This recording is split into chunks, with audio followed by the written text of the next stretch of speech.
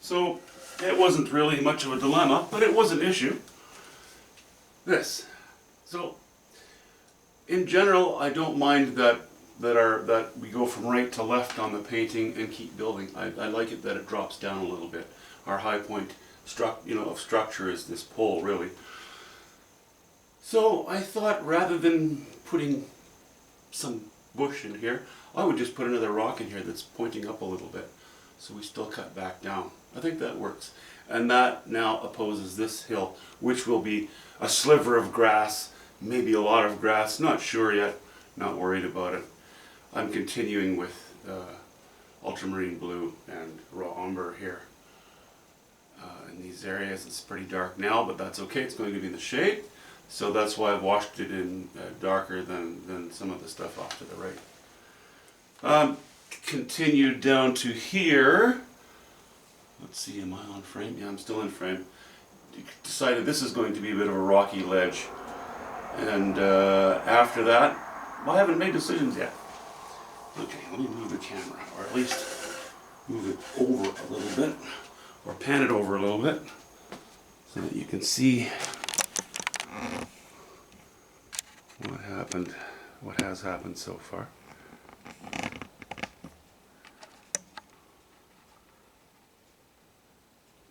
Okay.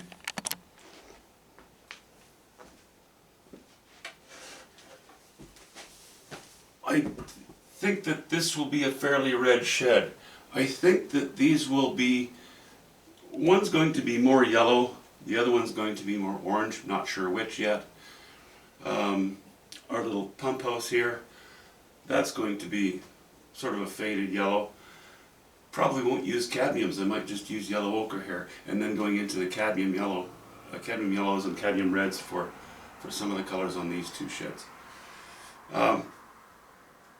Also, I've raised, maybe you can't even see it on camera, but this is just going out to open water. No distant shore. It's not quite going to blend with the sky, but almost.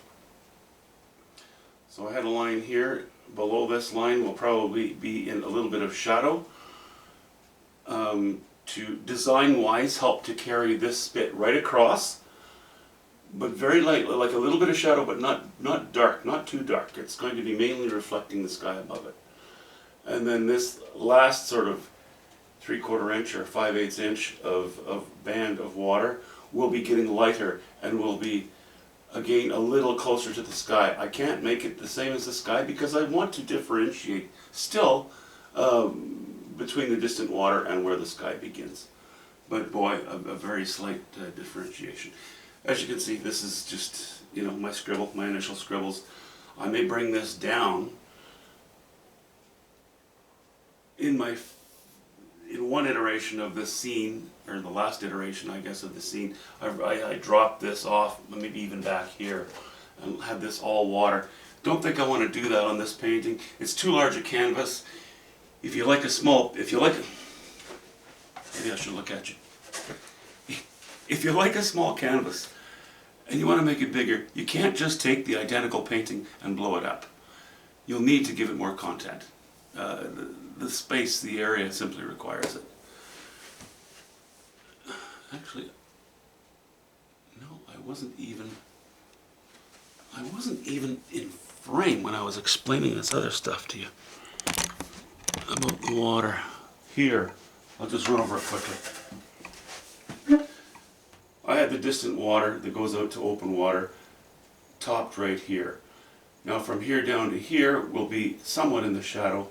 From here up to here, that's going to be a little higher value matching the sky. It has to be distinguished, ever so slightly from the sky. Not greatly, but I want a little bit of it there. That will help to continue the flow of this piece of land going across without too abrupt a switch off. I want to give it some presence. So light's coming from the left, yeah, we can catch a little bit of shadow here. Yeah, and then there's my scribble. I was thinking about stepping this down and having this, not bringing these lines down necessarily, but giving the appearance of the remainder of the shoreline here being below us, as in this ledge continuing and then you would have to step down a step or two to get down to this stuff. We'll see. Haven't gotten there yet.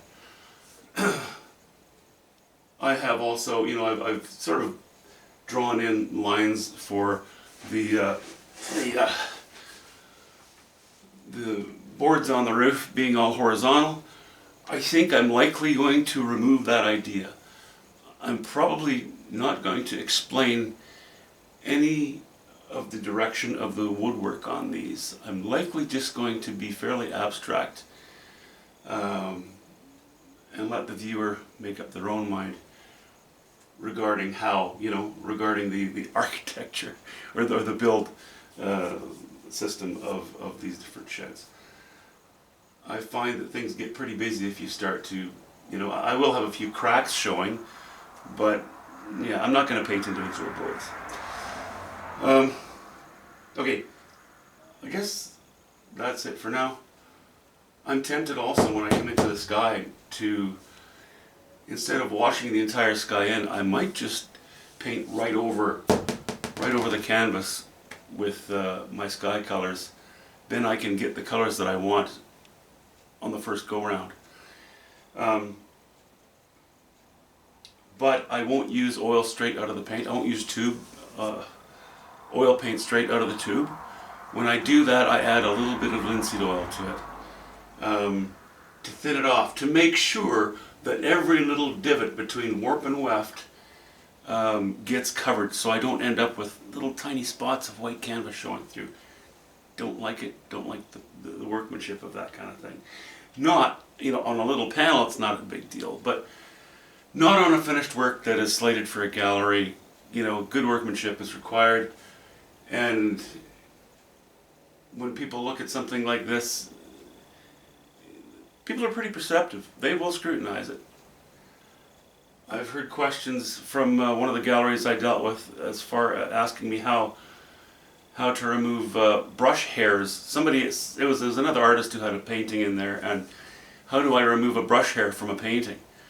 Well, if it's mixed with the paint and it's painted right onto the canvas and then it's varnished over, you need that particular artist to remove it with a very sharp knife and then paint over.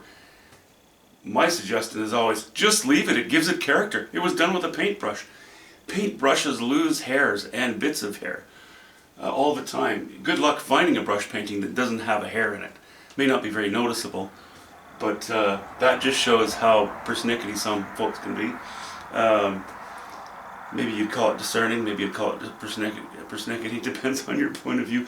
Personally, I wouldn't want, especially a painting like a realist painting or something that's done in very thin layers, I wouldn't want an obvious chunk of hair sitting somewhere, because then it's not so good. But in general, if I usually catch them when I'm painting myself. I can see, oh, hair broke off, got to remove it right away, and then I'll just take a little painting knife and pull it off the canvas. Done deal. Okay, I think I've yammered enough for today. I suppose I'll probably just work on this now, get this formed, and start getting my watercolors.